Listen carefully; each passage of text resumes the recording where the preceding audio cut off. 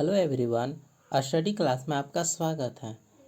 आज हम NCERT class 7 का चैप्टर 1 पादपों में पोषण इसको अच्छे से पढ़ेंगे, डिस्क्राइब करेंगे और लास्ट में इसका प्रश्न उत्तर भी अच्छे से समझेंगे और बताएंगे। तो बने रहें हमारे साथ अंत तक और देखते रहें ये वीडियो ताकि आपको अच्छे से समझ में आ जाए। तो सबसे पहले है कि कक्षा 6 में आप पढ़ चुके हैं कि सभी जीवों के लिए भोजन आवश्यक है। तो सभी जीवों के लिए भोजन आवश्यक है, ये सभी कोई जानता है। आप भी पढ़ चुके हैं कि कार्बोहाइड्रेट, प्रोटीन, वसा, विटामिन एवं खनिज भोजन के घटक हैं। ठीक है, तो भोजन के घटक कौन कौन से हैं? तो ये याद करने की चीज़ है कि कार्बोहाइड्रेट, प्रोटीन, वसा, विटामिन एवं खनिज भोजन के घटक हैं। ठीक है, भोजन के ये घटक हमारे शरीर के लिए आवश्यक है तथा इन्हें पोषक कहते हैं। तो पोषक किसे कहते हैं? तो भोजन के उपरोक्त घटक हमारे शरीर के लिए आवश्यक है, अतः इन्हें पोषक कहते हैं। तो पोषक किसे कहेंगे? तो समझ लीजिए कि भोजन के उपरोक्त घटक यानी उपरोक्त घटक कौन कौन सा हम लोग पढ़े हैं? तो कार्बोहाइड्रेट पढ़े, प्रोटीन पढ़े, वसा, विटामिन और खनिज भोजन के घटक हैं। ये आवश्यक है शरीर के लिए और इन्हें ही पोषक कहते हैं। ठीक है, सभी जीवों को भोजन की आवश्यकता होती है। सभी जीवों को, चाहे हो पौधे हो, जीव जंतु हो या छोटे मोटे कीड़े मकोड़े हो, तो वे सभी जीवों के लिए भोजन की आवश्यकता होती है। पादप यानी पौधे स्वयं के लिए भोजन बना लेते हैं, स्वयं के लिए भोजन बनाते हैं, इसलिए ये क्या है? स्वपोषी है। परंतु मानव सहित कोई भी प्राणी अपना भोजन स्वयं नहीं बना सकता, इसलिए ये परपोषी है, यह विषमपोषी है। स्वपोषी और विषमपोषी समझ गया। स्वपोषी जिसमें जीव अपना भोजन स्वयं संश्लेषित करते हैं, तो स्वपोषी। और विषमपोषी जंतु अधिकतर पादपों द्वारा संश्लेषित भोजन अर्थात अन्य जीवों से अपना भोजन या पोषण प्राप्त करते हैं, वैसे विषमपोषी हो गए। ठीक है, अतः मानव तथा अन्य प्राणी प्रत्यक्ष अथवा परोक्ष रूप से पादपों पर निर्भर रहते हैं। समझ गए? बूझो, इस कुछ एक बच्चा है उस सोच रहा है और ये थिंकिंग कर रहा है। बूझो जानना चाहता है कि पादप अपना भोजन किस प्रकार बनाते हैं।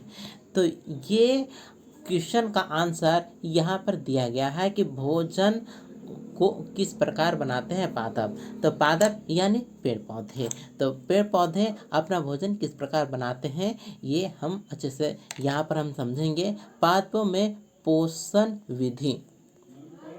ठीक है, केवल पादप ही ऐसे जीव हैं जो जल, कार्बन डाइऑक्साइड एवं खनिज की सहायता से अपना भोजन बना सकते हैं। ये सभी पदार्थ उनके परिवेश में उपलब्ध होते हैं, तो ये अपना भोजन से संश्लेषित करते हैं। प्रकाश संश्लेषण के दौरान पत्ती की क्लोरोफिल युक्त कोशिकाएं सूर्य के प्रकाश की उपस्थिति में कार्बन डाइऑक्साइड तथा जल से कार्बोहाइड्रेट का संश्लेषण करते हैं, यानी वो भोजन तैयार करते हैं, कार्बोहाइड्रेट को संचित करते हैं। पोषक पदार्थ सजीवों की शारीरिक संरचना, वृद्धि तथा क्षतिग्रस्त भागों के रखरखाव के लिए समर्थ बनाते हैं तथा विभिन्न जैव प्रक्रमों के लिए आवश्यक ऊर्जा भी प्रदान करते हैं। सजीवों द्वारा भोजन ग्रहण करने एवं इसके उपयोग की विधि को पोषण कहते हैं। तो पोषण किसे कहते हैं? तो सजीवों द्वारा भोजन ग्रहण करने एवं इसके उपयोग की विधि को पोषण कहते हैं। ठीक है, समझ में आ गया? पोषण किसे कहते हैं? तो सजीव के द्वारा, ठीक है, सजीवों द्वारा भोजन ग्रहण करते हैं तथा इसके उपयोग की विधि को पोषण कहते हैं। समझ गए। पोषण की वह विधि जिससे जीव अपना भोजन स्वयं संश्लेषित करते हैं स्वपोषी कहलाते हैं। तो स्वपोषी किसे कहते हैं? तो इसका परिभाषा है पोषण की वह विधि जिसमें जीव अपना भोजन स्वयं संश्लेषित करते हैं स्वपोषी कहलाते हैं, स्वपोषी कहलाते हैं। ठीक है। अतः यहाँ पर आगे है, अतः ऐसे पादपों को स्वपोषी कहते हैं। जंतु एवं अधिकतर अन्य जीव पादपों द्वारा संश्लेषित भोजन ग्रहण करते हैं, उन्हें विषमपोषी कहते हैं। तो विषमपोषी किसे कहते हैं? जंतु अधिकतर पादपों द्वारा संश्लेषित भोजन अन्य जंतुओं से अपना पोषण प्राप्त करते हैं, इन्हें विषमपोषी कहते हैं। ठीक है, समझ गया। पोषण किसे कहेंगे? एक रिपीट कर लीजिए, पोषण किसे कहते हैं? तो सजीवों द्वारा भोजन ग्रहण करने एवं इसके उपयोग की विधि को पोषण कहते हैं। पोषण किसे कहेंगे? तो सजीवों द्वारा भोजन ग्रहण करने एवं इसके उपयोग की विधि को पोषण कहते हैं। स्वपोषण और विषम पोषण दो हो गया। पोषण को दो भागों में बांटा है, स्वपोषण और विषम पोषण। स्वपोषण में जिसमें जीव अपना भोजन स्वयं संश्लेषित करते हैं स्वपोषण, और जिसे पादप में होता है। और विषम पोषण जंतु अधिकतर पादपों द्वारा संश्लेषित भोजन अन्य जंतुओं से अपना पोषण प्राप्त करते हैं, इसलिए इसे विषम पोषण कहते हैं। स्वपोषण और विषम पोषण समझ गए। यहाँ पर है आगे पहेली। इसके आगे हम क्या पढ़ना चाहते हैं कि पादपों की तरह हमारा शरीर भी कार्बन डाइऑक्साइड, जल एवं खनिज से अपना भोजन स्वयं क्यों नहीं बना सकता? एक क्वेश्चन है। तो आखिर ऐसा क्यों है जो केवल पादप ही अपना भोजन स्वयं संश्लेषित करते हैं, जंतु अपना भोजन स्वयं संश्लेषित नहीं करता, ऐसा क्यों? तो इसका सही जवाब है यहाँ पर आगे। अब हम पूछ सकते हैं कि पादपों की खाद्य फैक्ट्री कहाँ स्थित है? क्या भोजन पादप के सभी भागों से में निर्मित होता है अथवा केवल कुछ विशेष भागों में? तो हम समझेंगे कि पादप का कुछ ही पॉइंट है जहाँ पर भोजन बनता है कि सभी जगह से नहीं होता है बच्चों। केवल पौधों के पत्तियों में तथा पौधों के हरे भाग में ही भोजन का संश्लेषण होता है, और इसके अलावा प्रकाश संश्लेषण नहीं होता है। पादप अपने परिवेश से कच्ची सामग्री किस प्रकार प्राप्त करते हैं? ठीक है, तो कच्ची सामग्री के रूप में क्या हुआ? तो कच्ची सामग्री के रूप में कार्बन डाइऑक्साइड, जल, सूर्य का प्रकाश, क्लोरोफिल, ये सब कच्ची सामग्री है। तो हम जानते हैं कि कार्बन डाइऑक्साइड कहाँ से ग्रहण करते हैं? तो कार्बन डाइऑक्साइड पत्तियों स्टोमाटा से, जल है जड़ों से ग्रहण करते हैं, सूर्य का प्रकाश दिन में सूर्य से प्राप्त होता है, क्लोरोफिल पत्तियों के हरे भागों में क्लोरोफिल मौजूद होता है। तो आगे विस्तार से पढ़ेंगे। प्रकाश संश्लेषण पादपों में खाद्य संश्लेषण का प्रक्रम। ठीक है, पत्तियां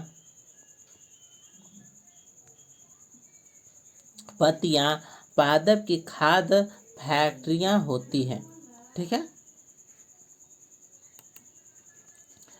अतः सभी कच्चे पदार्थ पत्तियों तक पहुंचने चाहिए। मृदा में उपस्थित जल एवं खनिज जल यानी मूल द्वारा अवशोषित किए जाते हैं। ठीक है, तो भोजन कहाँ बनता है? पत्तियों में। तो पत्तियां पादप की खाद्य फैक्ट्री है। क्वेश्चन पूछेगा कि पादप की खाद्य फैक्ट्री क्या है? तो पत्तियां हैं। अतः सभी कच्चे पदार्थ पत्तियों तक पहुंचने चाहिए। तो कौन कौन सा कच्चे पदार्थ? कार्बन डाइऑक्साइड, जल कच्चे पदार्थ है जो पेड़ के पत्तियों तक पहुंचना चाहिए। मृदा में उपस्थित जल एवं खनिज जड़ यानी मूल द्वारा अवशोषित किए जाते हैं। जड़ को मूल भी कहते हैं, इंग्लिश में रूट बोला जाता है, ROOT रूट। तो उससे अवशोषित करते हैं। फिर एक और मन में सवाल उठता है कि जड़ द्वारा अवशोषित जल एवं खनिज पत्ती तक किस प्रकार पहुंचते हैं? तो प्रकाश संश्लेषण के लिए जल की आवश्यकता होती है। तो जल तथा खनिज पत्ती तक यानी पेड़ के पत्ती तक, लिप्स तक किस प्रकार पहुँचते हैं। तो इसके बारे में हम बताया गया है कि मृदा में उपस्थित जल एवं खनिज जड़ द्वारा अवशोषित किए जाते हैं तथा तने के माध्यम से पत्तियों तक पहुंचाए जाते हैं। तो किसके द्वारा? तो तने के द्वारा। तो आपने निचली कक्षा में जाइलम फ्लोएम के बारे में पढ़ा होगा। जो जाइलम है सो जड़ से जल एवं खनिज लवण को पत्तियों तक पहुंचाता है, जो यूनिडायरेक्शन होता है, जबकि फ्लोएम बना हुआ कार्बोहाइड्रेट भोजन को पत्तियों से पौधों के सभी भागों तक पहुंचाता है, जो बाई डायरेक्शनल होते हैं, ये दोनों तरफ जाता है, ऊपर में भी और नीचे में भी। तो जाइलम फ्लोएम के बारे में पढ़े होंगे।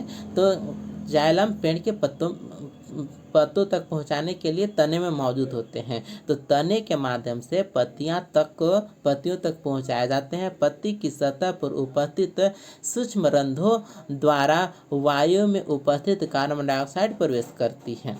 ठीक है। तो कार्बन डाइऑक्साइड कहाँ से प्रवेश करती है? तो पत्ती की सतह पर उपस्थित सूक्ष्म रंध्रों द्वारा स्टोमाटा द्वारा वायु में उपस्थित कार्बन डाइऑक्साइड प्रवेश करती है। ठीक है। जैसे ये पेड़ है, तना है और यहाँ से जड़ चला गया। ठीक है। तो अब पत्ती से कार्बन डाइऑक्साइड है सो आ गया और जड़ से यानी रूट से आया जल यानी H2O। ठीक है। तो रूट से जमीन में जो जल है उससे जड़ से तना से होते हुए पत्ती तक पहुंचाया। और पत्ती में स्टोमाटा होता है, छिद्र होता है, पत्तियों में छोटे छोटे छिद्र होते हैं जिसको स्टोमाटा यानी रंध्र कहते हैं। उससे हवा में उपस्थित कार्बन डाइऑक्साइड को ग्रहण किया। ठीक है। फिर आगे है कि हमें पढ़ना है कोशिकाएं के बारे में। कोशिकाएं, आपने देखा है कि इमारतें ईंटों से बनती हैं। ठीक है। तो घर बनाने के लिए ईंटा की आवश्यकता होती है और ईंटों के प्रयोग से घर का निर्माण होता है। यानी कहा जाए कि घर का यूनिट इकाई क्या है? तो ईंटा है। इसी प्रकार सजीवों का शरीर सूक्ष्म इकाइयों से बनता है जो कोशिका कहलाती है। कोशिका। ठीक है। तो सूक्ष्म होते हैं। जिस प्रकार घरों के यूनिट ईटा है, उसी प्रकार जीवों में इकाई है सो कोशिका है। कोशिका यानी सेल, CELL, सेल माने कोशिका। तो सेल क्या है? यानी कोशिका जीवन की संरचनात्मक तथा कार्यात्मक इकाई को कोशिका कहते हैं। कोशिका किसे कहते हैं? जीवन के संरचनात्मक तथा कार्यात्मक इकाई को कोशिका कहते हैं, जो जीवन का सबसे छोटा सूक्ष्म इकाई है। ठीक है। जिस प्रकार से घर बनाने के लिए ईटा से बनता है, इमारतें ईंटे से बनती है, इसी प्रकार सजीवों का शरीर सूक्ष्म इकाइयों से बनता है जो कोशिका कहलाती है। यानी कोशिका के इंग्लिश में सेल कहेंगे। कोशिकाओं को सूक्ष्मदर्शी द्वारा देखा जा सकता है। नंगी आंखों द्वारा हम नहीं देख सकते हैं कोशिकाओं को। इसे देखने के लिए हमें माइक्रोस्कोप की जरूरत पड़ता है, सूक्ष्मदर्शी की आवश्यकता होता है। कुछ जीव मात्र एक कोशिका के बने होते हैं। कुछ जीव एक कोशिका का और कुछ जीव मल्टी से का बना होता है। मतलब बहुत सारे कोशिकाओं का बनता है। कोशिका एक पतली बाह्य संरचना द्वारा घिरी होती है जिसे कोशिका झिल्ली कहते हैं। इसे कोशिका झिल्ली कहते हैं। इसमें केंद्र में स्थित एक सुस्पष्ट संरचना भी होती है जो केंद्रक कहलाती है, जो फिगर इस 1.1 में देख सकते हैं। केंद्रक चारों ओर से जेली के समान एक पदार्थ से घिरी होती है जिसे कोशिका द्रव कहते हैं। यहाँ पर आप देख सकते हैं कि कोशिकाओं का फिगर है। इस प्रकार से कोशिकाएं जीवन के संरचनात्मक तथा कार्यात्मक इकाई होता है। तो यदि एक कोशिका का बना होता है शरीर, इससे एक कोशिका से ज़्यादा भी कोशिकाओं से मिलकर बना होता है। जैसे ये कोशिका है तो इसके बाहरी आवरण को कहेंगे कोशिका झिल्ली। क्या कहेंगे? कोशिका झिल्ली। क्या बोलेंगे? कोशिका झिल्ली। ठीक है। और बीच में जो भाग होता है इसको कहेंगे केंद्रक। क्या कहेंगे? केंद्रक। ठीक है, बीच वाला भाग को केंद्रक। और कोशिका झिल्ली और केंद्रक के बीच में जो भाग है उसे कहेंगे कोशिका द्रव। क्या कहेंगे? कोशिका द्रव। समझ गए? तो कोशिका जीवन की संरचनात्मक तथा कार्यात्मक इकाई है।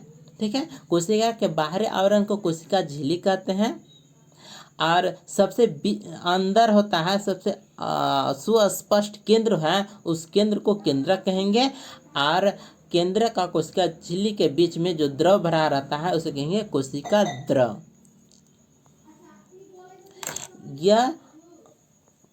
यह रंध्र द्वार कोशिकाओं द्वारा घिरे होते हैं। ऐसे छिद्रों को रंध्र कहते हैं। तो लिप्स, पत्ती इस प्रकार है, पत्ती। ठीक है, इस प्रकार लिप्स है और इसके बीच में छोटे छोटे छिद्र होते हैं जिसको कहेंगे रंध्र। क्या कहेंगे? रंध्र। और इसको इंग्लिश में अस्टोमाटा कहते हैं। क्या बोलते हैं? अस्टोमाटा।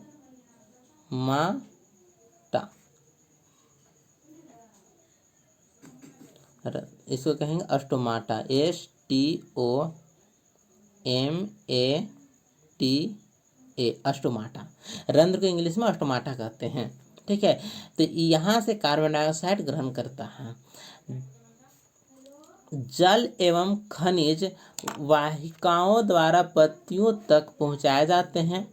ये वाहिकाएं नली के समान होती है तथा जड़, तना, शाखाओं एवं पत्तियों तक फैली होती हैं। ठीक है।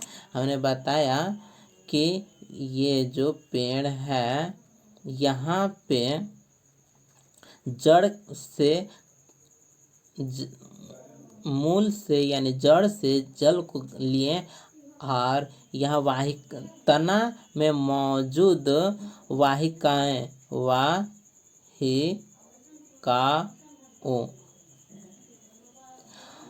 तना में मौजूद वाहिकाओं से पेड़ के पत्तियों तक पहुंचाया जाता है जल को। ठीक है, समझ में आया? पोषकों को पत्तियों तक पहुंचाने के लिए ये वाहिकाएं एक सतत मार्ग बनाती है। एक सतत मार्ग माने यूनिडायरेक्शनल, केवल एक दिशा में एक मार्ग बनाती हैं। पाठों में पदार्थों के परिवहन के विषय में आप अध्याय 11 में पढ़ेंगे। इसको विस्तार से पाठ 11 में पढ़ेंगे। ठीक है। इसके अलावा हम अब क्या जानेंगे? पहले जानना चाहते हैं कि पत्तियों में ऐसी क्या विशेषता है कि वे खाद्य पदार्थ का संश्लेषण कर सकती है परंतु पादप के दूसरे भाग नहीं। यहाँ पूछना चाह रहा है केवल पत्तियाँ ही प्रकाश संश्लेषण यानी खाद का संश्लेषण करती है और दूसरे भाग नहीं। जो केवल हरा भाग है पादप का, हरा भाग यानी पत्तियाँ, केवल वहीं पर खाद्य संश्लेषण क्यों होता है, खाद्य पदार्थ का संश्लेषण क्यों होता है, दूसरे जगह पर ऐसा क्यों नहीं? तो इसका सीधा सा जवाब है पत्तियों में क्लोरोफिल पाया जाता है। क्या पाया जाता है? एक हरा वर्णक है जिसे क्लोरोफिल पाया जाता है। हमने बताया कि प्रकाश संश्लेषण के लिए 4 आवश्यक है। कौन कौन सा? कार्बन डाइऑक्साइड जो जड़ से प्राप्त होता है, जड़ से आता है, कार्बन डाइऑक्साइड जो रंध्र के द्वारा, पत्तियों के रंध्र द्वारा कार्बन डाइऑक्साइड ग्रहण करता है। जल यानी पौधों के जड़ से प्राप्त करता है। फिर है सूर्य का प्रकाश और कहाँ पे क्लोरोफिल, यहाँ पे लिखा है क्लोरोफिल। ये चार चीज़ें की आवश्यकता होती है। तो क्लोरोफिल कहाँ पाया जाता है? तो पेड़ के पत्तियों में। इसलिए खाद्य संश्लेषण पेड़ के पत्तियों में होता है, क्योंकि पेड़ के हरे भागों में ही क्लोरोफिल मौजूद होता है। ठीक है। पत्तियों में एक हरा वर्णक होता है जिसे क्लोरोफिल कहते हैं। पत्तियों में हरे भाग वर्णक होता है जिसे कहें क्लोरोफिल। और क्लोरोफिल सूर्य के प्रकाश यानी सौर प्रकाश की ऊर्जा का संग्रहण करने में पत्ती की सहायता करता है। तो इसमें क्या खूबी है क्लोरोफिल के पास? क्लोरोफिल के पास एक खूबी है कि सूर्य के प्रकाश का जो ऊर्जा है उसको संग्रहित करता है यानी इकट्ठा करता है। ये उसके पास क्षमता है। और इस ऊर्जा का उपयोग जल और कार्बन डाइऑक्साइड को के ऊपर कार्बोहाइड्रेट का निर्माण करता है। ठीक है। इस ऊर्जा का उपयोग जल एवं कार्बन डाइऑक्साइड से खाद्य संश्लेषण में होता है। ठीक है। तो रॉ मटेरियल क्या हुआ? कार्बन डाइऑक्साइड और जल। और ये कहाँ पर होता है? क्लोरोफिल के पास, जो पेड़ के पत्तियों में मौजूद होता है। पेड़ के पत्तियों में क्लोरोफिल मौजूद होता है जो सूर्य के प्रकाश को एब्जॉर्ब करके संग्रहित करके कार्बन डाइऑक्साइड और जल को कार्बोहाइड्रेट के रूप में परिवर्तित करता है, खाद्य संश्लेषण करता है। क्योंकि खाद्य संश्लेषण सूर्य के प्रकाश की उपस्थिति में होता है, इसलिए इसे प्रकाश संश्लेषण कहते हैं। खाद्य संश्लेषण के लिए सूर्य के प्रकाश की उपस्थिति आवश्यक है, इसलिए इसे प्रकाश संश्लेषण कहते हैं। अतः हमने देखा कि क्लोरोफिल, सूर्य का प्रकाश, कार्बन डाइऑक्साइड और क्लोरोफिल, जल प्रकाश संश्लेषण के लिए आवश्यक है। तो प्रकाश संश्लेषण के लिए आवश्यक कौन कौन से हैं? तो पहला कार्बन डाइऑक्साइड, दूसरा जल, तीसरा सूर्य का प्रकाश, चौथा क्लोरोफिल। ये चारों चीज प्रकाश संश्लेषण के लिए आवश्यक है। इस पृथ्वी पर एक अद्वितीय प्रक्रम है। पत्तियों द्वारा सौर ऊर्जा संग्रहित की जाती है तथा पादप में खाद्य के रूप में संचित हो जाती है। अतः सभी जीवों के लिए सूर्य ऊर्जा का चरम स्रोत है। ठीक है। सभी जीवों के लिए सूर्य ऊर्जा का चरम स्रोत है। क्वेश्चन पूछेगा सभी जीवों के लिए ऊर्जा का मुख्य स्रोत क्या है? तो हमें बताना होगा कि सूर्य। क्या है? सूर्य। ऊर्जा का मुख्य स्रोत सूर्य है। ठीक है। क्या आप कल्पना कर सकते हैं कि प्रकाश संश्लेषण नहीं होगा तो क्या होगा? एक क्वेश्चन अराइज हुआ कि यदि प्रकाश संश्लेषण नहीं होगा तो क्या होगा? तो प्रकाश संश्लेषण नहीं होगा तो पेड़ के पत्तियां प्रकाश संश्लेषण नहीं करेगी, खाद्य नहीं बनाएगी, जिससे पेड़ पौधे अपना भोजन ग्रहण नहीं कर पाएंगे और पेड़ के संग्रहित भोजन को ही जीव जंतु मनुष्य ऐसे उसका उपयोग करते हैं। यदि पेड़ पौधे भोजन नहीं बनाएंगे तो खुद पेड़ पौधे जीवित नहीं रहेंगे। जो जीव जंतु हैं, मनुष्य हैं, जंतु हैं, वे खाद्य को नहीं खा पाएंगे, भोजन नहीं करेंगे तो वे भी जिंदा नहीं रह पाएंगे। यानी कहा जा सकता है कि प्रकाश संश्लेषण नहीं होगा तो पृथ्वी पर जीवन की कल्पना नहीं की जा सकती है। ठीक है। तो प्रकाश संश्लेषण न होने की स्थिति में खाद्य उपलब्ध नहीं होगा।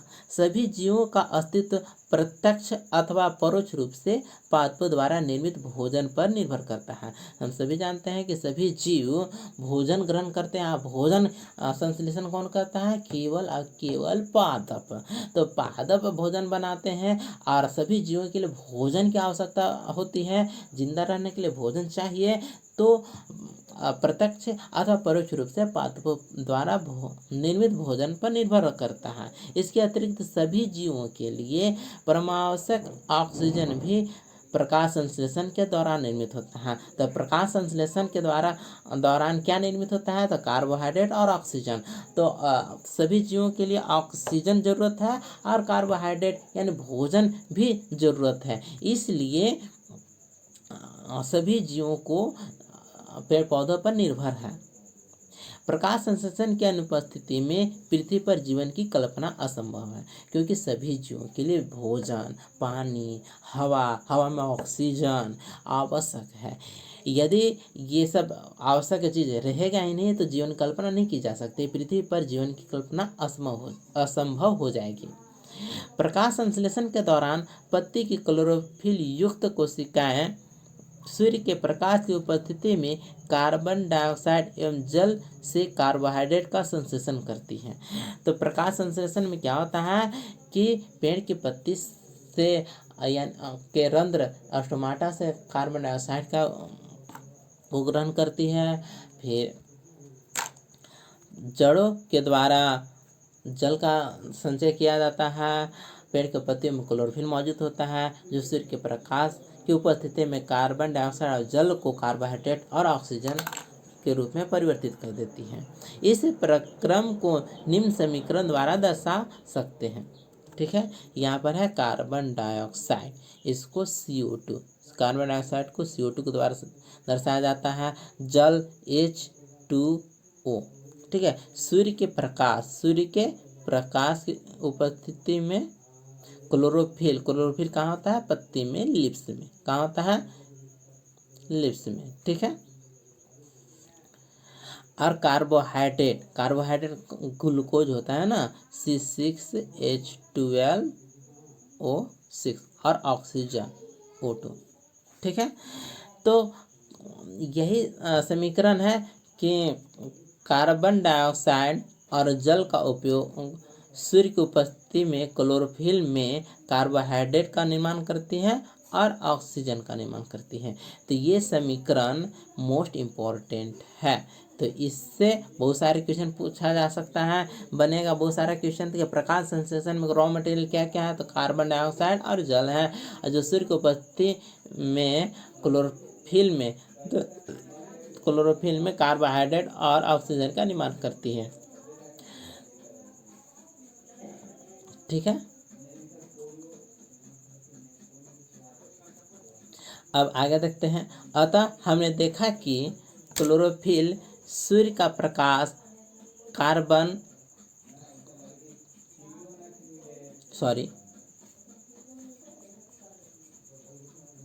इस प्रक्रम में ऑक्सीजन निर्मुक्त होती है। कार्बोहाइड्रेट अंततः पत्तियों में मंड स्टार्च के रूप में संचित हो जाते हैं। ठीक है, यहाँ आप देख सकते हैं कि लिप्स है, पत्ती, यहाँ पर पत्ती है, और पत्ती का है सो काट इस प्रकार है। इसमें बहुत सारे चीज दर्शाया गए हैं। यहाँ पे छोटे छोटे क्लोरोफिल है, यहाँ पर देखो छोटे छोटे क्लोरोफिल है। यहाँ पर द्वार कोशिकाएं हैं और यहाँ रंध्र है। जो छोटा सा रंध्र है, देखो यहाँ से बीच में गैप है, उसे कहेंगे रंध्र, स्टोमाटा। ठीक है,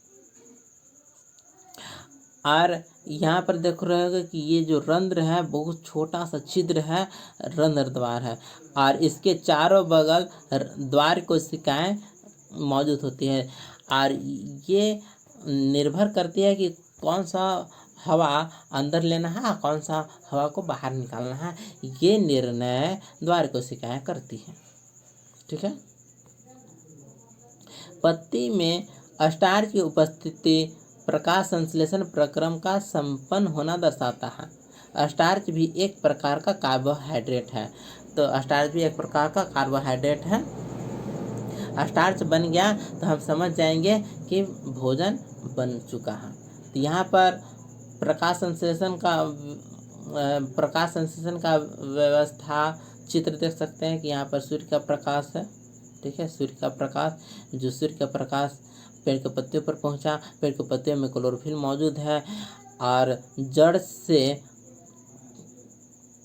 जल और स्टोमाटा के द्वारा यानी रंध्र के द्वारा कार्बन डाइऑक्साइड ग्रहण किया, भोजन बनाया, भोजन बनाने के बाद कार्बोहाइड्रेट बना जो और तथा ऑक्सीजन का निर्माण किया, ऑक्सीजन O2। ठीक है, इस प्रकार आप अच्छे से देख सकते हैं। प्रकाश संश्लेषण में रॉ मटेरियल कार्बन डाइऑक्साइड और जल है जो सूर्य की उपस्थिति में क्लोरोफिल में कार्बोहाइड्रेट और ऑक्सीजन का निर्माण करता है। ठीक है, अब आगे देखते हैं। अब हम क्या पढ़ेंगे कि कुछ पादपों की पत्तियां गहरी लाल, बैंगनी अथवा भूरे रंग की होती हैं। हम सभी जानते हैं कि पत्तियां केवल हरे रंग का नहीं होती है, कुछ पत्तियां गहरे लाल, बैंगनी अथवा भूरे रंग की होती हैं। वह जानना चाहता है कि क्या इन पत्तियों में भी प्रकाश संश्लेषण होता है, क्या हरा पत्ती में ही केवल होता है कि इसके अलावा गहरे लाल, बैंगनी अथवा भूरे रंग में भी प्रकाश संश्लेषण होता है। तो इसके बारे में हम समझेंगे। तो पत्तियों के अतिरिक्त पादपों के दूसरे हरे भागों जैसे कि हरे तने एवं हरी शाखाओं में भी प्रकाश संश्लेषण होता है। तो प्रकाश संश्लेषण केवल पत्तियों में ही नहीं बल्कि तने के हरे भागों में भी प्रकाश संश्लेषण होता है। मरुस्थलीय पादपों में वाष्पोत्सर्जन द्वारा जल क्षय को कम करने के लिए पत्तियां सल्क अथवा शूलरूपी हो जाती हैं।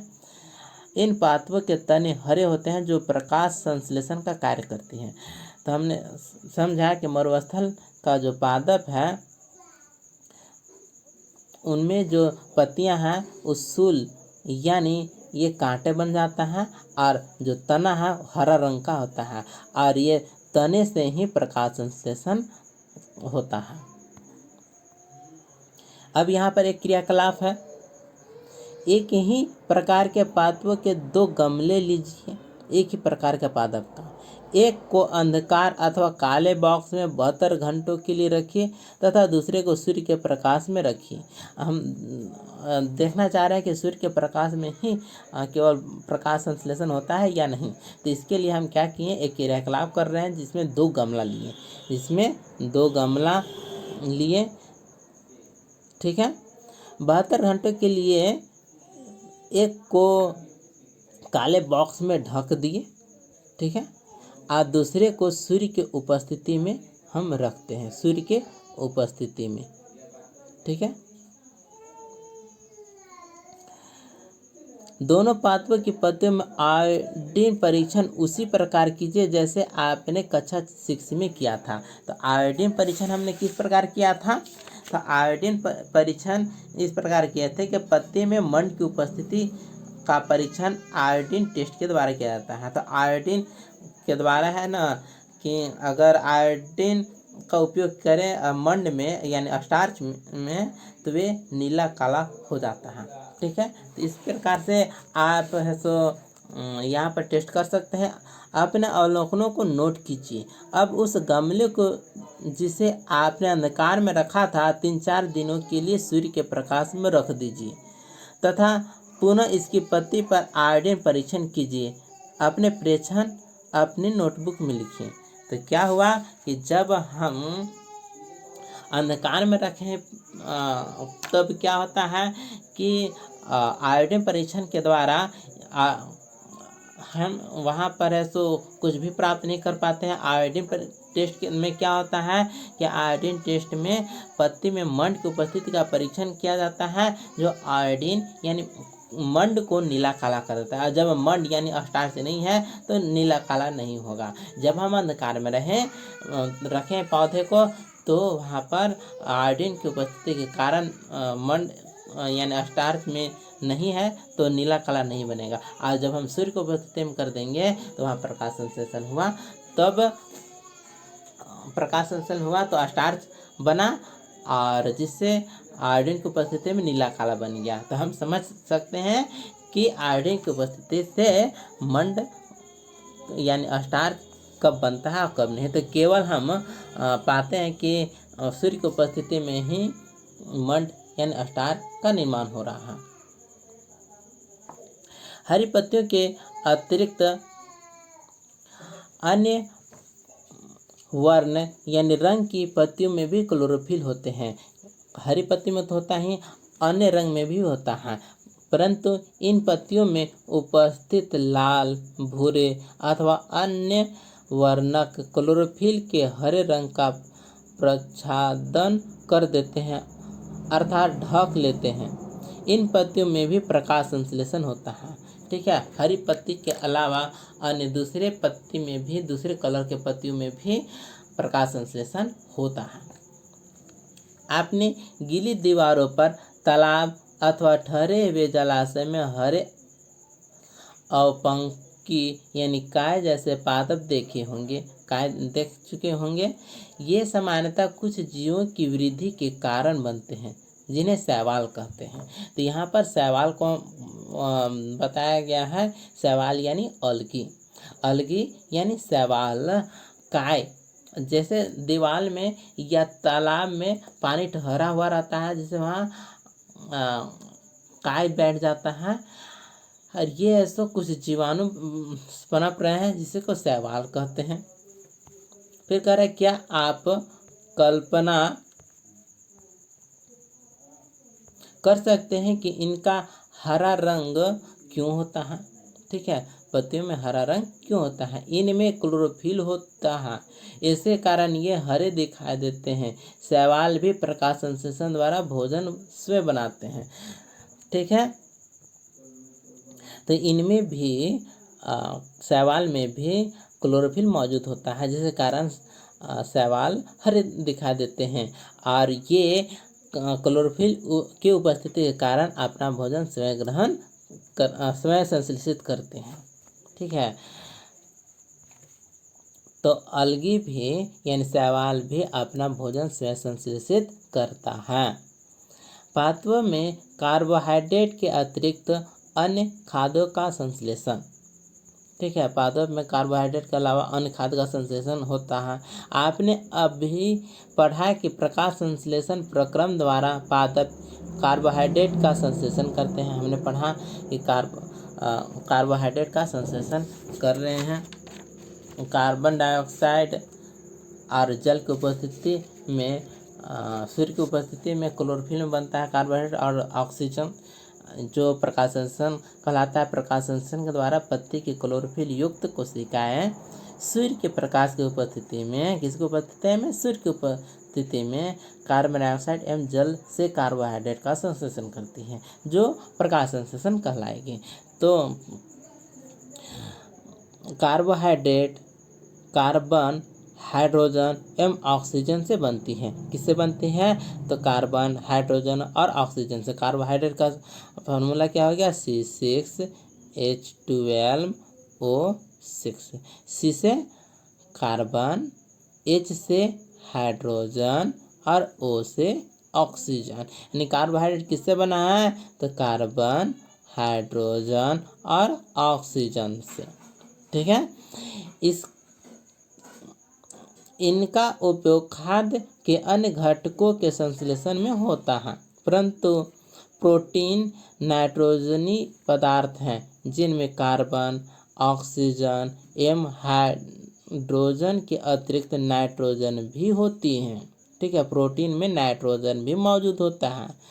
पादपों को नाइट्रोजन कहाँ से प्राप्त होता है? क्वेश्चन है कि प्रोटीन बनाने के लिए नाइट्रोजन की आपूर्ति कहाँ से होता है? तो याद कीजिए, वायु में नाइट्रोजन गैसीय अवस्था में प्रचुर मात्रा में पाई जाती है। ठीक है, हम सभी जानते हैं कि वायु में सबसे ज़्यादा नाइट्रोजन है, परंतु पादप इसका अवशोषण इसी रूप में नहीं कर सकता। ठीक है, पादप हवा में कार्बन डाइऑक्साइड को ही केवल ग्रहण करता है और ऑक्सीजन को ही केवल वापस छोड़ता है, तो हवा में मौजूद नाइट्रोजन को ग्रहण नहीं करता है।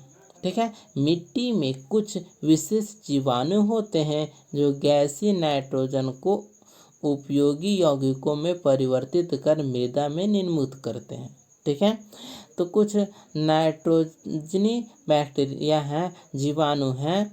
ठीक है, और ये क्या है? तो वायु में उपस्थित नाइट्रोजन को संश्लेषित कर मिट्टी में घुला देते हैं और मिट्टी में मौजूद नाइट्रोजन युक्त यौगिक को पेड़ पौधे जड़ से ग्रहण करते हैं। ठीक है। यह विलेय पदार्थ पादपों द्वारा जल के साथ अवशोषण कर लिए जाते हैं। संभवतः आपने देखा है कि किसान अपने खेतों में उर्वरक तथा खाद डालते हैं। ठीक है, क्या डालते हैं? उर्वरक और खाद, जिनमें नाइट्रोजनी पदार्थों की प्रचुरता होती है। यूरिया हम सुने होंगे। यूरिया जो किसे बनता है? NH2CO NH2। ठीक है, तो यूरिया में नाइट्रोजन मौजूद होता है। आपने किसानों को या खुद खेतों में काम किए होंगे तो पता होगा। इसके पश्चात पादप खाद्य अन्य संगठकों जैसे प्रोटीन एवं वसा का संश्लेषण करते हैं। ठीक है, हम समझ गए कि नाइट्रोजन कहाँ से प्राप्त करते हैं। तो नाइट्रोजन युक्त नाइट्रोजनी बैक्टीरिया हैं जो हवा में उपस्थित नाइट्रोजन को मिट्टी में घुला देते हैं और नाइट्रोजन युक्त यौगिक को पेड़ की जड़ें उसे ग्रहण करते हैं और पेड़ के अन्य भागों तक पहुंचाती हैं। कुछ पादप ऐसे भी हैं जिनमें क्लोरोफिल नहीं पाया जाता है। ठीक है, सभी पादप के बारे में तो हम जानते हैं कि सभी पादपों में क्लोरोफिल नहीं पाया जाता है। कुछ ऐसे पादप भी हैं जिनमें क्लोरोफिल नहीं पाया जाता है। ठीक है, ये भोजन संश्लेषित नहीं कर सकते हैं। वे कैसे जीवित रहते हैं तथा वे पोषक किस प्रकार प्राप्त करते हैं। कुछ पादप ऐसे हैं यानी पौधे ऐसे हैं जिसमें क्लोरोफिल नहीं पाया जाता है। यदि क्लोरोफिल नहीं पाया जाता है तो वे भोजन का संश्लेषित नहीं करते हैं। तो ऐसे पौधे किस प्रकार जीवित रहते हैं? मनुष्य एवं अन्य प्राणियों की तरह ये पादप भी अपने पोषण के लिए अन्य पादपों द्वारा निर्मित खाद्य पर निर्भर करते हैं। जिस प्रकार मनुष्य भोजन के लिए अन्य जीवों पर आश्रित रहते हैं, उसी प्रकार ये पौधे भी भोजन के लिए अन्य जीवों पर यानी अन्य पादपों पर निर्भर रहते हैं। वे विषमपोषी प्रणाली का उपयोग करते हैं। ठीक है, हमने अभी पढ़ा स्वपोषी और विषमपोषी। पोषण का दो प्रकार था, स्वपोषण और विषम पोषण। विषम पोषण में पादपों द्वारा संश्लेषित भोजन अथवा अन्य जंतुओं को अपना भोजन के रूप में ग्रहण करते थे, उसे विषमपोषी कहलाते हैं। ऐसे प्रणाली विषमपोषी कहलाए। क्या आपको एक वृक्ष के तने एवं शाखाओं से लिपटी रस्सीनुमा पीले रंग का संरचना दिखाई देती है? ये अमरबेल का पादप है। ठीक है, इसमें क्लोरोफिल नहीं होती है। अमरबेल जो पीले कलर का होता है, अमरबेल पीले कलर का होता है, जो विषमपोषी है। ये अपना भोजन उस पादप से प्राप्त करते हैं जिस पर ये आरोहित होते हैं। जिस पर अमरबेल रहेगा पादप, वहीं से अपना भोजन प्राप्त करते हैं। इस प्रकार ये परपोषी कहलाते हैं। क्योंकि अमरबेल जैसे पादप परपोषी को अमूल्य पोषकों से वंचित करते हैं, अतः इन्हें परजीवी कहते हैं। परजीवी क्यों कहते हैं? क्योंकि ये दूसरे जीवों पर आश्रित हैं। यहाँ पर देख सकते हैं कि यहाँ जो पीला पीला है, तो ये इसी के बारे में बोला जा रहा है। ठीक है, अमरबेल इसलिए है क्योंकि जब तक ये पेड़ मौजूद रहेगा तब तक ये अमरबेल अपना पादप अपना जड़ फैलाते रहेगा, और जब पेड़ सूख जाएगा तो ये अमरबेल भी सूख जाएगा। अब आगे है, अब नई चीज़ों पर चर्चा करेंगे कि क्या हमारा रक्त चूसने वाले मच्छर, खटमल, जू एवं जोंक जैसे जीव भी परजीवी हैं? क्योंकि हमने अभी पढ़ा कि अमरबेल परजीवी है, क्योंकि पेड़ पौधे से अपना भोजन ग्रहण करते हैं, इसलिए परजीवी हैं, अमरबेल परजीवी हैं। अब एक क्वेश्चन है कि क्या खटमल, मच्छर, जोंक जैसे जीव भी परजीवी हैं? तो क्या आपने ऐसे पादपों को देखा अथवा उनके विषय में सुना है जो जंतुओं का भक्षण करते हैं? कुछ ऐसे पादप भी हैं जो कीटों को पकड़ते हैं तथा उन्हें पचा लेते हैं। ठीक है, बहुत सारे जीव जंतु हैं जो कुछ कीड़ा मकोड़ा खा लेगा और उसको भक्षण कर देगा। क्या यह विषयकारी नहीं है? ऐसे पौधे हरे या अन्य किसी रंग के हो सकते हैं। ठीक है, चाहे हरा हो या दूसरे कलर का भी होता है। इसकी घड़े यानी घट के समान दिखाई देने वाली संरचना वास्तव में उसकी पत्ती का रूपांतरित भाग है। ठीक है, पत्ते का शीर्ष भाग घड़े का ढक्कन बनाती है। घड़े की अंदर अनेक रोम होते हैं जो नीचे की ओर ढल के रहते हैं, अर्थात अधोमुखी होते हैं। जब कोई कीट घड़े में प्रवेश करता है तो यह उसके रोमों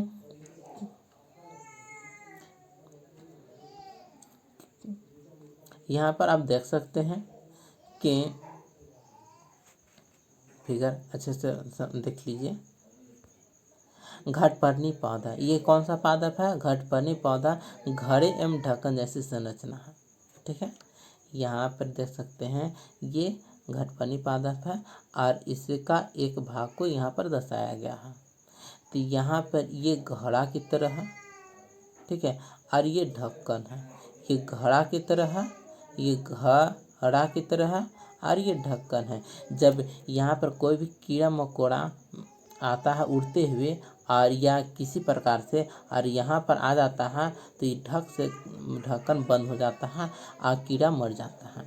और ये पादप अब उसका उपयोग करते हैं। तो ऐसा क्यों करते हैं? क्योंकि उस जगह पे वहाँ पे नाइट्रोजन की आपूर्ति नहीं हो पाती है। तो ऐसे जगहों पे इस प्रकार का पिचर प्लांट उगता है और अपना नाइट्रोजन की कमी को कीड़े मकोड़ों को मारकर अपना नाइट्रोजन को पूर्ति करता है। पिचर प्लांट का यह पादप का फिगर था। घड़े में उपस्थित पाचक रस द्वारा कीटों का पाचन हो जाता है। हमने अभी बताया कि घड़ा की तरह है, एक ढक्कन है। इसमें घड़ा में अगर कोई कीड़ा मकोड़ा चला गया तो ढक्कन बंद हो जाएगा और पाचक रस से कीड़े का पाचन हो जाता है, यानी भक्षण हो जाता है। कीटों का भक्षण करने वाले ऐसे पादप कीटभक्षी पादप कहलाते हैं। ठीक है, तो क्या कहलाते हैं? कीटभक्षी पादप। यानी कीट मतलब कीड़े मकोड़े को, भक्षण यानी खाने वाले, पादप यानी जीव। कीटभक्षी पादप किसे कहते हैं? तो ऐसे पादप जो कीड़े मकोड़ों का भक्षण करते हैं, खाते हैं, उसे कीटभक्षी पादप कहते हैं। ठीक है, वीनस फ्लाई ट्रैप तथा संयुक्त कीटभक्षी पादपों के दो अन्य उदाहरण हैं। तो कीटभक्षी पादप का हमने पढ़ा पिचर प्लांट, अब और भी है वीनस फ्लाई ट्रैप तथा संड्यू, ये कीटभक्षी पादप का उदाहरण है। अब हम आगे हम पढ़ेंगे कि यदि घटपर्णी हरा होता है और प्रकाश संश्लेषण संपादित करता है तो ये कीटों का भक्षण क्यों करते हैं? ठीक है, तो ऐसा क्यों होता है? तो इस प्रकार के पादपों को मृदा से वे सही पोषक नहीं मिल पाते हैं। ऐसे जगहों पर घटपर्णी पौधा यानी कीटभक्षी पादप उगते हैं जहाँ की मिट्टी में नाइट्रोजन की मात्रा ज़रूरत भर नहीं होता है। तो अपनी ज़रूरत को पूरा करने के लिए कीटभक्षी पादप कीटों को या छोटे छोटे जीवों को भक्षण कर पचा कर नाइट्रोजन की आपूर्ति को पूरा करते हैं। अब आगे पढ़ना है मृत जीवी के बारे में। आपने बाजार में छत्रक यानी मशरूम बिकते देखे होंगे। छत्रक यानी मशरूम, यह खुखड़ी बोलते हैं। वर्षा के दिनों में वृक्षों की सड़ी गली टूटी टहनियों अथवा तनों या छाल पर छाते के समान संरचनाओं के गुच्छे भी आपने देखे होंगे। आइए देखें कि जीवन यापन है तो इन्हें किस प्रकार के पोषकों की आवश्यकता होती है। ठीक है, और ये कहाँ से प्राप्त करते हैं। मशरूम यानी छत्ते के अनुसार अनुरूप है। छत्रक यानी मशरूम यानी खुखरी किस प्रकार से अपना भोजन यापन करते हैं।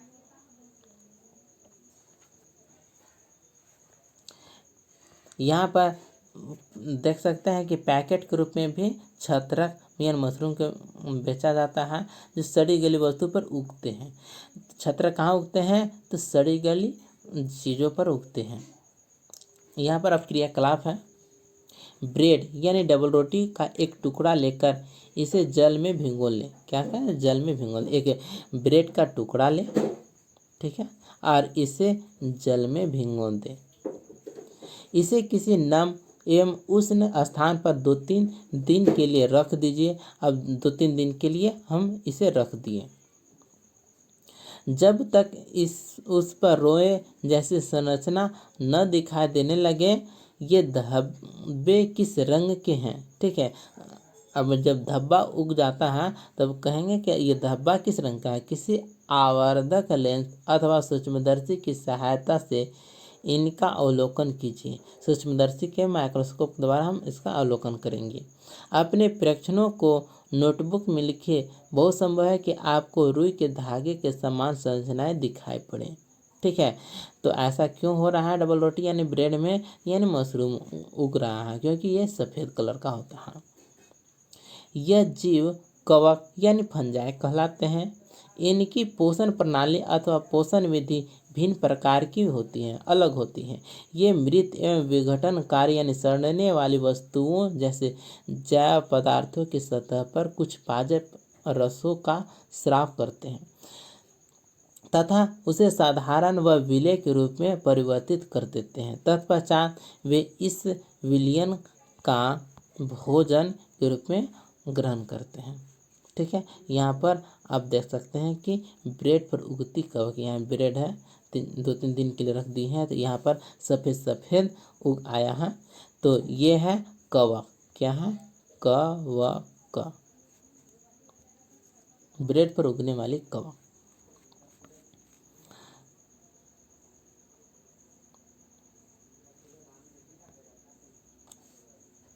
ठीक है,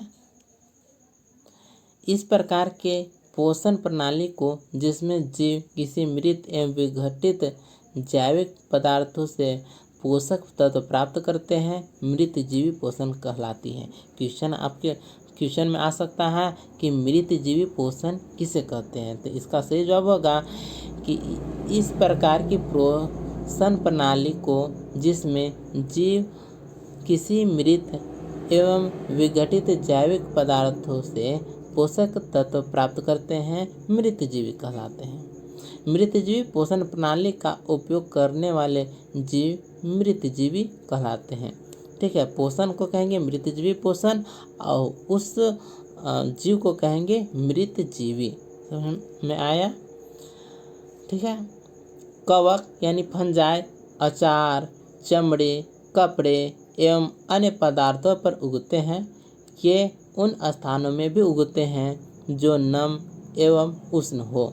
कवकों की वृद्धि के लिए वर्षा ऋतु सबसे अच्छी परिस्थितियां प्रदान करती हैं। तो आप जानते हैं कि कवक सबसे ज़्यादा बरसात के दिनों में आता है, क्योंकि जल की आवश्यकता होती है कवक को उगने के लिए। इसी कारण वर्षा ऋतु के दौरान अनेक वस्तुएं कवकों की वृद्धि के कारण नष्ट अथवा अनुपयोगी हो जाते हैं। वर्षा ऋतु में जल की उपस्थिति में कवक उग जाते हैं, जिससे बहुत सारे वस्तु नष्ट हो जाते हैं। अपने अभिभावकों से कवक द्वारा होने वाले नुकसान पर चर्चा कीजिए।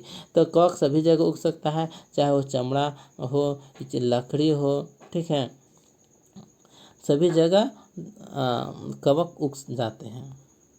सामान्यतः कवकों के बीजाणु वायु में उपस्थित होते हैं। कहाँ उपस्थित होते हैं, वायु में उपस्थित होते हैं। जब वे किसी ऐसे जैव पदार्थ अथवा उत्पाद पर बैठते हैं जो नम एवं उष्ण हो, तो वे अंकुरित होकर नए कवक को जन्म देते हैं। ठीक है। तो कवक हवा में उपस्थित होता है और ऐसे जगह जहाँ पे जल मौजूद हो, ठीक है, तो वहाँ पर चले जाते हैं और नम एवं उष्ण हो तो वे अंकुरित होकर कवक का निर्माण कर देते हैं। कवक यानी छत्र। क्या आप बता सकते हैं कि हम अपनी वस्तुओं को कवक द्वारा खराब होने से किस प्रकार बचा सकते हैं? तो खराब होने से बचाने के लिए बहुत सारे उपाय हैं जिसके बारे में यहाँ चर्चा किया गया है। पहली ने बताया कि इष्ट एवं छत्रक जैसे अनेक कवक उपयोगी भी हैं, परंतु कुछ कवक पादपों, जंतु एवं मनुष्य में रोग उत्पन्न करते हैं। कुछ कवक को हम यानी मशरूम को हम भोजन के रूप में ग्रहण भी करते हैं और कुछ कवक नुकसानदायक भी होता है, ठीक है। कुछ कवकों का उपयोग औषधि के रूप में भी होता है, कुछ औषधि उपयोग है, कुछ का नुकसान भी है। कुछ जीव एक दूसरे के साथ रहते हैं तथा अपना आवास एवं पोषक तत्व एक दूसरे के साथ बांटते हैं, इसे सहजीवी संबंध कहते हैं, ठीक है। सहजीवी संबंध किसे कहते हैं? तो सहजीवी, सह मतलब एक साथ, सह मतलब एक साथ, और जीवी मतलब यानी जीव, क्या चीज? जीव। असंबंध, ऐसा संबंध जिसमें एक साथ जिंदा रहने के लिए आवास तथा पोषक तत्व की आवश्यकता होती है, जो मिल बांट कर जिंदा रहने के लिए संबंध स्थापित करते हैं, सहजीवी संबंध कहलाते हैं। इसको हम इस प्रकार से परिभाषित कर सकते हैं कि अपना आवास एवं पोषक तत्व एक दूसरे के साथ बांटते हैं, इसे सहजीवी संबंध कहते हैं। उदाहरण के लिए कुछ कवक वृक्षों को जड़ों में रहते हैं। वृक्ष कवक को पोषण प्रदान करते हैं, बदले में उन्हें जल एवं पोषकों के अवशोषण में सहायता मिलती है। वृक्ष के लिए इस संबंध का विशेष महत्व है, ठीक है। सहजीवी संबंध में दोनों को लाभ मिलता है, एक को आवास मिलता है और एक को पोषण मिलता है। लाइकेन, लाइकेन कहे जाने वाले कुछ जीवों में दो भागीदार होते हैं। इनमें से एक शैवाल होता है और दूसरा कवक होता है। तो लाइकेन में क्या क्या होता है? लाइकेन किससे बना होता है? तो लाइकेन शैवाल और कवक से मिलकर बनता है, ठीक है। तो क्वेश्चन हमेशा पूछता है कि लाइकेन में कौन कौन सा घटक है? तो शैवाल और कवक, ठीक है। इनमें शैवाल होता है और कवक होता है। शैवाल में क्लोरोफिल उपस्थित होता है जबकि कवक में क्लोरोफिल नहीं होता है। तो शैवाल में क्लोरोफिल मौजूद होता है जिससे ये अपना भोजन संश्लेषित करते हैं, जबकि कवक में भोजन संश्लेषित करने के लिए क्लोरोफिल नहीं होता है। लेकिन कवक उसे आवास देता है, स्थान देता है रहने के लिए, जल एवं पोषक तत्व देता है, ठीक है। और बदले में शैवाल भोजन खाद्य देता है कवक को। इस प्रकार से लाइकेन में शैवाल और कवक मिल करके लाइकेन का निर्माण करता है। मृदा में पोषकों की पुनः पूर्ति किस प्रकार होती है, इसके बारे में जानेंगे। क्या आपने किसानों को अपने खेतों में अथवा माली को बगीचे के लॉन एवं गमलों में खाद अथवा उर्वरक डालते देखा है? क्या आप जानते हैं कि वे इन्हें मृदा में क्यों मिलाते हैं? तो ऐसा क्यों मिलाते हैं? तो नाइट्रोजन की आपूर्ति के लिए। आप पढ़ चुके हैं कि पादप मृदा में खनिज पोषक तत्व अवशोषित करते हैं, अतः मृदा में इनकी मात्रा लगातार कम होती है। उर्वरक एवं खाद में नाइट्रोजन, पोटेशियम, फास्फोरस जैसे पोषक होते हैं, ठीक है। तो कौन कौन सा पोषक होता है? तो नाइट्रोजन होता है, पोटेशियम होता है, फास्फोरस जैसे पोषक तत्व होते हैं। पादपों द्वारा लगातार उपयोग किए जाने के कारण मृदा में इनकी मात्रा धीरे धीरे कम होती जाती है और कम होती जाती है। तो इसकी आपूर्ति को पूरा करने के लिए उर्वरक यानी खाद का उपयोग करते हैं। मृदा को इन पोषक तत्वों से समृद्ध करने के लिए भूमि में उर्वरक तथा खाद मिलाने की आवश्यकता होती है। यदि हमें पादप के पोषण की आवश्यकता के बारे में ज्ञान हो तो हम न केवल पादपों को उगा सकते हैं बल्कि उन्हें स्वस्थ भी रख सकते हैं। यानी पादप के पोषण के बारे में जानकारी प्राप्त है तो हम उगा भी सकते हैं पौधों को और पौधों को स्वस्थ भी रख सकते हैं। पादपों को प्रोटीन बनाने के लिए सामान्यतः नाइट्रोजन की अधिक आवश्यकता होती है। ठीक है, प्रोटीन बनाने के लिए नाइट्रोजन की बहुत ज़्यादा आवश्यकता होती है। फसल कटाई के बाद मृदा में नाइट्रोजन की कमी हो जाती है। जब हम फसल काट दिए तो मृदा में नाइट्रोजन की कमी हो जाता है। यद्यपि वायु में नाइट्रोजन गैस प्रचुर मात्रा में उपलब्ध है यानी उपस्थित है, परंतु पादप इसका उपयोग उस प्रकार करने में असमर्थ होते हैं। पादप केवल मृदा में घुलनशील नाइट्रोजन का ही उपयोग कर पाते हैं।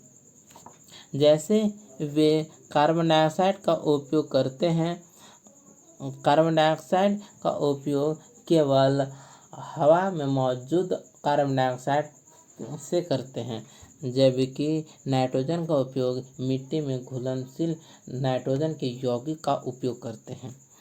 पौधे नाइट्रोजन को विलेय रूप में ही अवशोषित कर सकते हैं।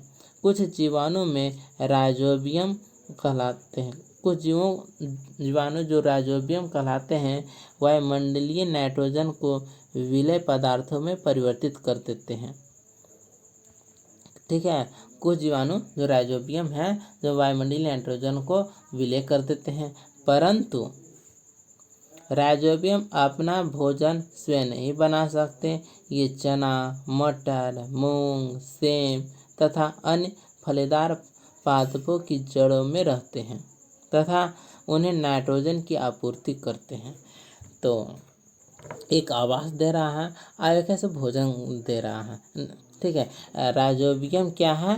राइजोबियम भोजन स्वयं नहीं बनाता है, केवल ये नाइट्रोजन को आपूर्ति करता है। ठीक है, और चना, मटर, मूंग, सेम अन्य फलीदार पादप हैं जो जड़ों में रहते हैं राइजोबियम और उन्हें नाइट्रोजन की आपूर्ति करते हैं। अधिकतर दालें फलीदार पादपों से प्राप्त होते हैं। दाल किससे प्राप्त होते हैं? फलीदार पादपों से। इसके बदले पादप राइजोबियम जीवाणु को आवास एवं खाद्य प्रदान करते हैं।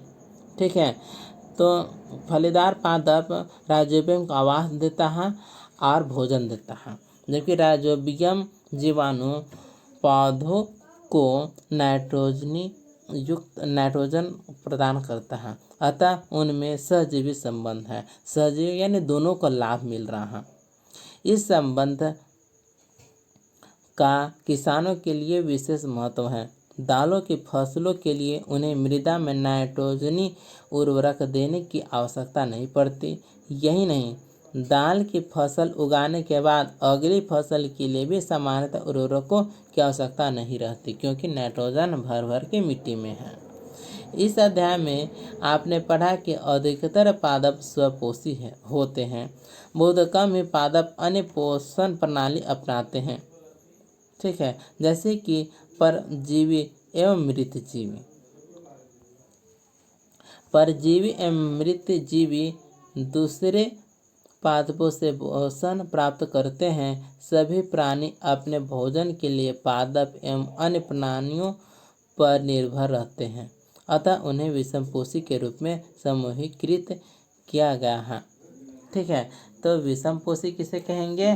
जंतु अधिकतर पादपों द्वारा संश्लेषित भोजन अन्य जंतुओं से अपना पोषण प्राप्त करते हैं, अतः इन्हें विषमपोषी कहते हैं। ठीक है, अब आगे देखते हैं। प्रमुख शब्द हैं, हम अच्छे से इसको समझेंगे। पहला है स्वपोषी। स्वपोषी किसे कहते हैं? सबसे पहले हम पोषण समझेंगे। सबसे पहले हम पोषण के बारे में समझेंगे। तो पोषण किसे कहते हैं? जीवों द्वारा भोजन ग्रहण करने एवं इसके उपयोग की विधि को पोषण कहते हैं। पोषण किसे कहेंगे? सजीवों द्वारा भोजन ग्रहण करने एवं इसके उपयोग की विधि को पोषण कहते हैं। और स्वपोषण, तो पोषण की वह विधि जिसमें जीव अपना भोजन स्वयं संश्लेषित करते हैं स्वपोषी कहलाते हैं। जैसे हरे पादप यानी हरे पेड़ पौधे स्वपोषी कहलाते हैं। फिर है क्लोरोफिल, जो पेड़ के पत्तियों में मौजूद होता है। पत्तियों में एक हरा वर्णक होता है, इसे क्लोरोफिल कहते हैं।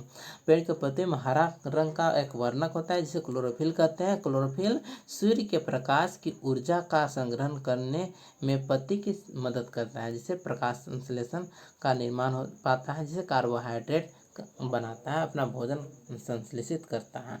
फिर है विषमपोषी किसे कहते हैं? विषमपोषी जंतु अधिकतर पादपों द्वारा संश्लेषित भोजन पोषण के रूप में प्राप्त करते हैं या अन्य जंतु से अपना पोषण प्राप्त करते हैं। इन्हें विषमपोषी कहलाते हैं। इन्हें दूसरे जीवों या पेड़ पौधों पर निर्भर रहते हैं, उन्हें परपोषी कहेंगे।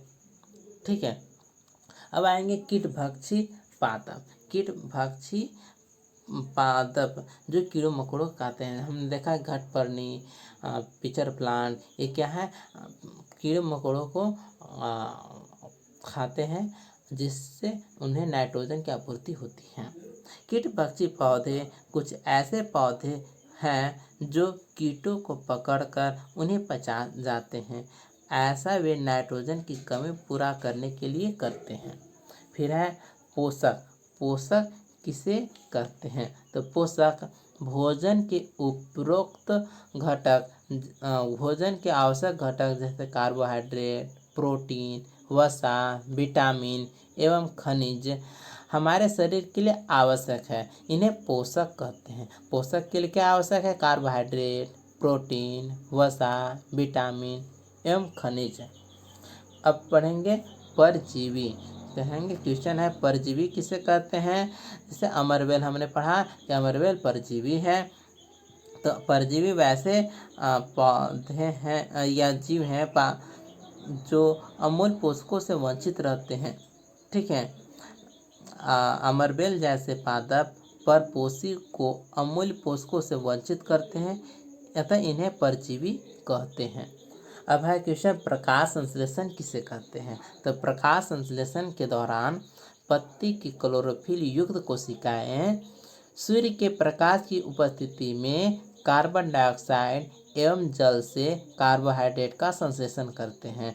यानी इसमें कार्बन डाइऑक्साइड, जल, सूर्य का प्रकाश, क्लोरोफिल की उपस्थिति में कार्बोहाइड्रेट तथा ऑक्सीजन का निर्माण करते हैं। इस प्रकार से प्रकाश संश्लेषण समझ में आया। अब आए क्वेश्चन पॉइंट है मृत जीवी। मृत जीवी क्या है? तो मृत जीवी पोषण प्रणाली का उपयोग करने वाले पौधे मृत जीवी कहलाते हैं। मृत जीवी क्या है कि मृत जीवों पर, ये जो जिंदा नहीं है उन पर अपना भोजन ग्रहण करते हैं। जैसे कवक। कवक क्या है? मृत जीवी है, जो मृत यानी जो मर चुका है उन जीवों में मौजूद पोषक तत्वों को अवशोषित करके पोषण प्राप्त करता है, उन्हें कहेंगे मृत जीवी। अब आते हैं रंध्र, यानी इसको इंग्लिश में स्टोमाटा कहेंगे, जो पेड़ के पत्तियों में मौजूद होता है, जिससे हवा में मौजूद कार्बन डाइऑक्साइड को ग्रहण करते हैं तथा प्रकाश संश्लेषण के दौरान ऑक्सीजन जो बनता है ऑक्सीजन को स्टोमाटा के द्वारा बाहर निकालता है।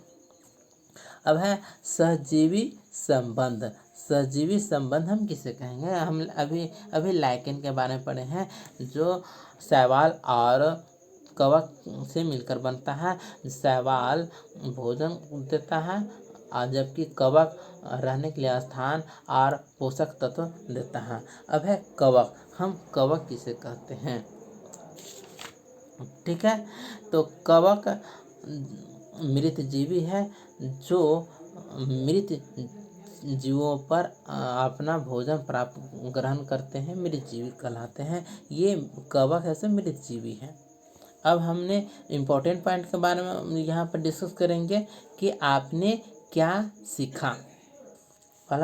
पॉइंट है, सभी जीवों को खाद्य की आवश्यकता होती है। सभी जीवों को, चाहे वो पेड़ पौधे हो या कोई भी जीव जंतु हो, सभी जीवों को खाद्य की आवश्यकता होती है, जिसका उपयोग वे अपनी वृद्धि एवं शरीर के रखरखाव के लिए तथा आवश्यक ऊर्जा प्राप्ति के लिए करते हैं। हरे पादप प्रकाश संश्लेषण प्रक्रम द्वारा अपना खाद्य स्वयं संश्लेषित करते हैं। तो हरे पौधे प्रकाश संश्लेषण के द्वारा अपना भोजन स्वयं संश्लेषित करते हैं। हरे पादप कार्बन डाइऑक्साइड, जल एवं खनिज जैसे सरल रासायनिक पदार्थों का उपयोग खाद्य संश्लेषण के लिए करते हैं। जो कि यह खाद्य संश्लेषण प्रकाश की उपस्थिति में होता है, तो इसलिए इसे प्रकाश संश्लेषण करते हैं। प्रकाश संश्लेषण के लिए क्लोरोफिल एवं सूर्य का प्रकाश अनिवार्य रूप से आवश्यक है। तो क्लोरोफिल पेड़ के पत्तियों में मौजूद होता है, जो हरे रंग का वर्णक है। कार्बोहाइड्रेट जैसे जटिल रासायनिक पदार्थ प्रकाश संश्लेषण के उत्पाद हैं। तो क्या उत्पाद है? कार्बोहाइड्रेट, ठीक है। और साथ ही साथ ऑक्सीजन को भी उत्पाद के रूप में ऑक्सीजन का भी उत्पाद करता है। कार्बोहाइड्रेट और ऑक्सीजन दोनों का उत्पाद करता है। इसमें क्या है कि कार्बन डाइऑक्साइड यानी CO2 और जल सूर्य की उपस्थिति में क्लोरोफिल में भोजन का निर्माण करते हैं और क्या बनाते हैं? कार्बोहाइड्रेट। क्या? कार्बोहाइड्रेट तथा ऑक्सीजन का निर्माण करते हैं। ये प्रकाश संश्लेषण हुआ। कवक अपना पोषण मृत एवं अपघटित जैव पदार्थों से प्राप्त करते हैं, वे मृतजीवी कहलाते हैं। ठीक है। कवक मृतजीवी क्यों है? क्योंकि कवक अपना पोषण मृत एवं अपघटित जीव पदार्थों से प्राप्त करते हैं। अमरबेल जैसे पादप परजीवी हैं। ठीक है। अमरबेल क्या है? परजीवी है। वे परपोषी पादप से अपना भोजन प्राप्त करते हैं। कुछ पादप एवं अन्य सभी जीव अपने पोषण हेतु दूसरे जीवों पर निर्भर होते हैं, अतः विषमपोषी कहलाते हैं। विषमपोषी किसे कहते हैं? तो ऐसे पादप एवं अन्य सभी जीव जो अपने पोषण हेतु दूसरे जीवों पर निर्भर होते हैं। ठीक है।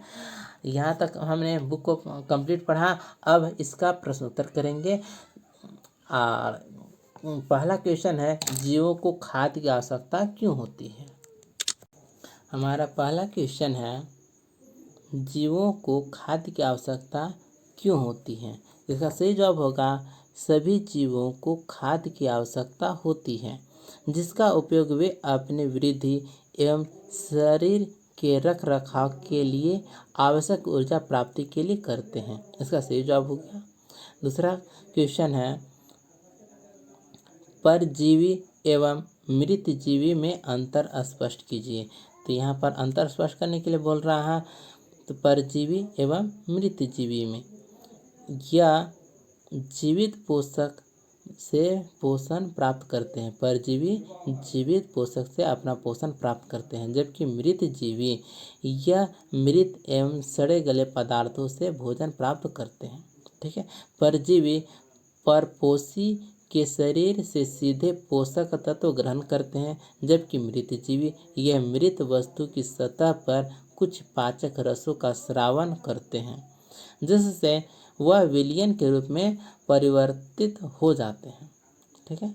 तीसरा, यह परपोषी को हानि पहुंचाते हैं, जबकि मृतजीवी यह मृत जीवों का भक्षण करता है।